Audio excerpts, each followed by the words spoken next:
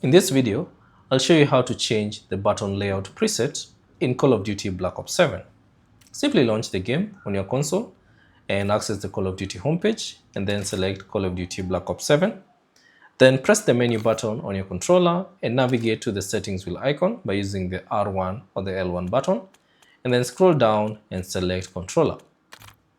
Now within the controller section or settings, select edit button layouts and then find the button layout preset option and select it. Now you should see a list of all the available presets that you can choose from. And as you highlight each preset, you should see a preview of how it looks like for different modes. So let's say, for instance, if it's lefty, you can use the right analog stick and view the co-op campaign mode. You can also view Warzone. You can also view the zombie mode and also the multiplayer mode on how it looks like. So find the mode, or rather find the preset that you'd like. So let's say stick and move. You can select it, and that will now be your default button layout preset in Call of Duty Black Ops 7. Thanks for watching, and I'll see you on the next one.